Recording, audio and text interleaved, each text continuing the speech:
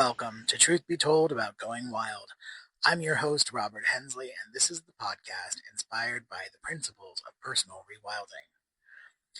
Today, we'd like to talk a little bit about the role that technology can play in reconnecting to the natural world. Now, I know if we look back at the Transcendentalist movement and the basis of their philosophy and how that translates today into needing to be more self-reliant and not attached to technology. There are purists who believe that technology has no role to play in people getting back to the natural world. However, we do have to consider the fact that society today is so connected to their devices, their smartphones, their computers. It's in the way we work, the way we communicate, personally as well as professionally. And I don't know if you've ever witnessed a parent trying to take a screen away from a child.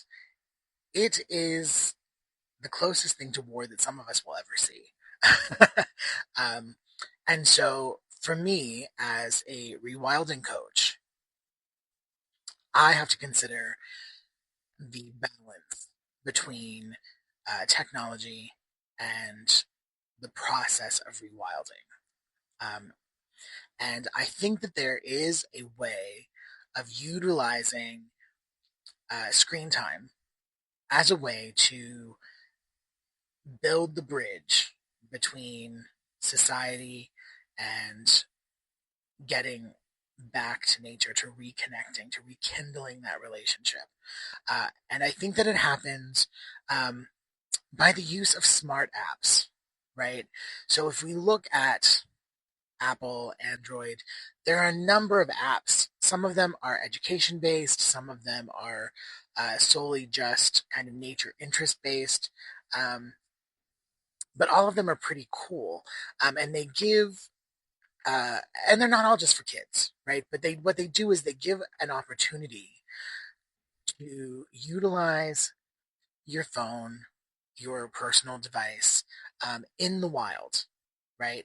So for those people who are so far removed from the natural world, who literally live from apartment to car to work to car to apartment, and who don't ever go into a green space, there is this possibility of using apps as a way of reintroducing themselves to the environment. So whether that is in the form of a bird identification app like Merlin, or an insect identification app, or a plant uh, identification app, or something a little more involved, like iNaturalist, which allows you to observe plants and insects and things, identify them, and map where they were located so that you can communicate with other amateur and some professional scientists about what you've observed.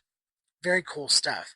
But what it does is that when we know the names of things, we are more likely to find that we have a connection to them, right? And once we feel that we know the things in the environment, maybe we don't need to take our phones with us into the wild anymore.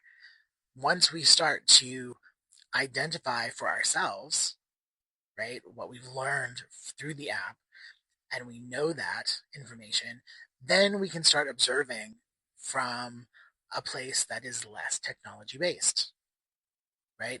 Now, I'm not saying that people should have their cell phones and be trying to text in the wild, or taking phone calls and speaking loudly on speakerphone while they're hiking and ruining it for everyone else.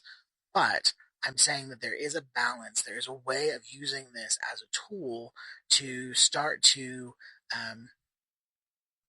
become comfortable with, to be become more knowledgeable about your surroundings, and again create that bridge between society, people, and the natural world. Uh, Again, I know that there are purists out there who are going to hate me for saying it, right? Because technology is the enemy, and is part of the whole reason why people are so disconnected from the environment and so disengaged from nature.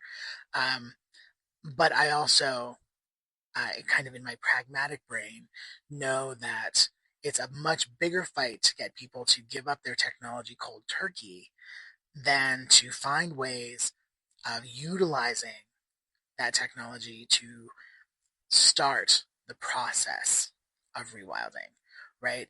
Again, if you have people who've never observed nature, who have no idea of what to look for when they sit at the base of a tree in the forest, and seems completely foreign to them, if they had something that made them feel comfortable, right, like their phone, and they were able to use an app, right, to take a picture of the plant next to them, and they can learn the name of that plant and learn more about it, then that's already one relationship now that they have in the natural world, right?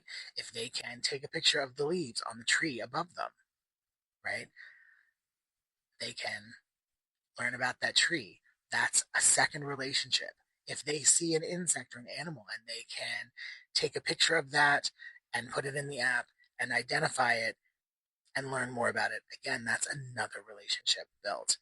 And over time, once you start to know that, okay, these are my local green spaces and I've already identified this tree, this plant, these animals,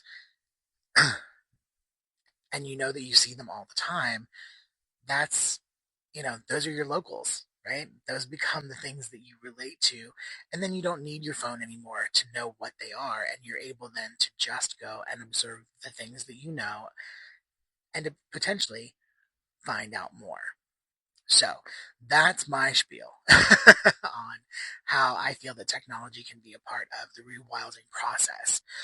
Thanks so much for listening. Remember, there are 3 opportunities every week for new content from the Truth Be Told family of podcasts on the Club Paranormal channel on YouTube. Um, Tony Sweet with the original Truth Be Told on Fridays at 3 p.m. Pacific, 6 Eastern. Bonnie Burkert with Truth Be Told Transformation every Wednesday, 3 p.m. Pacific, 6 Eastern. And of course, Truth Be Told About Going Wild every Monday, same time, 3 p.m. Pacific, 6 Eastern.